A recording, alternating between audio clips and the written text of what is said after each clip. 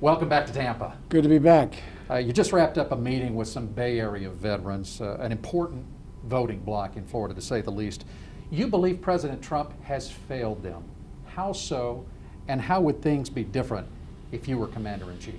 He's failed them in a number of ways. The biggest way it would be different is I show great respect for them. The idea that he refers to anyone who's volunteered to go in the military and those who've lost their lives as suckers and chumps, I mean, he didn't say chumps, suckers, is so insulting. I mean, this is, these folks, 1% of the population has gone off to protect the rest of us, and he treats them like they're expendable. I mean, and the idea that we have, evidence that the Russians are putting bounties on the heads of American soldiers in Afghanistan, and he in fact has not said a word to Putin, not raised it. The Russians have rammed American vehicles in Syria and injuring American soldiers, never mentioned it.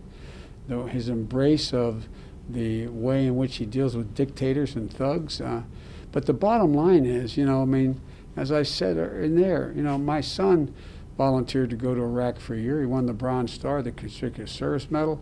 He wasn't a loser. He wasn't a chump. He was a patriot. Just like all those other people out there who have given their lives and given their time and given their effort and the families that are left behind. So I just find it despicable the way he talks about the veterans. You speak a lot about respected leadership at home and around the world. But you've been critical of President Trump's response to this pandemic. If you were president right now, let's say we had a sudden spike in COVID-19 cases, what actions would you take? Would you encourage another shutdown? Would you enforce a national mask mandate? How would you respond? What I laid out back in March, what I suggested the president should do then, number one, we have to get in place testing, same-day testing, and do it quickly. Move on it, make it nationwide, number one. Number two, we have to be in a position where we provide all the protective gear from these masks and to everything else that are needed for first responders, doctors, nurses, the rescue people that hadn't been done.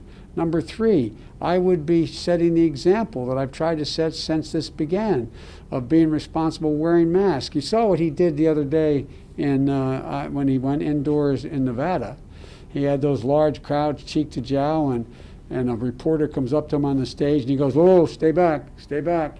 Why you stay back?" "Well, I don't want to get ill," or whatever he said, implying, I don't want to get sick. Those folks are a long way away from me. They're all out there without masks. Vast majority of them, cheek to jowl.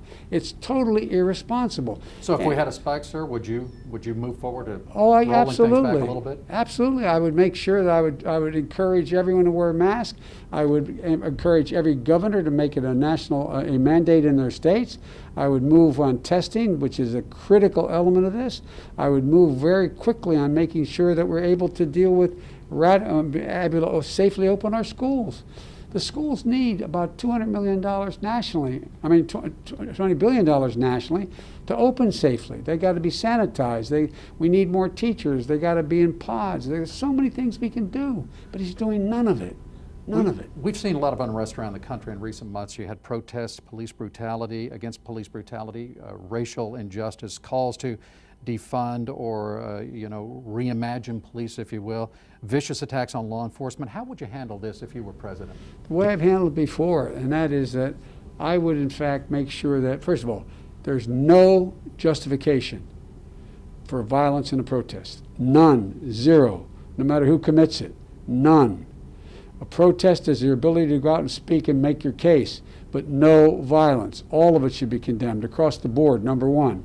Number two, we have to be in a situation where we make sure that we treat people equally. Look, the idea of those two officers that were shot, those two sheriff deputies shot in California, in Los Angeles, at the port, it's just absolutely outrageous that we're in fact not condemning that.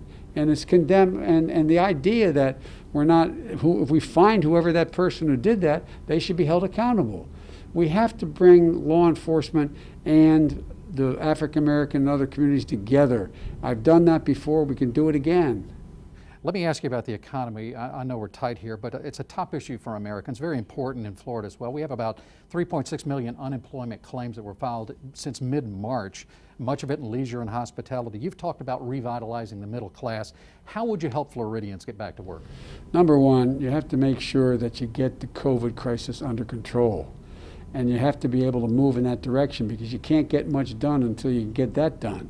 And the way to do that is the things I've said: testing, tracing, opening businesses with guidance on how to open safely, making sure we're in a position that our schools can be open, et cetera, to get people back to work in the process.